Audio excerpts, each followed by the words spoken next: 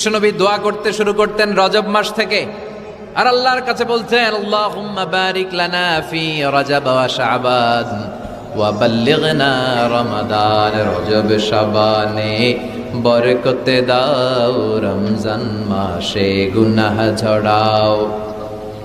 সপ্তাহ জুড়ে তুমি বরকতে দাও, জুমার দিনেতে গুনাহ ঝরাও।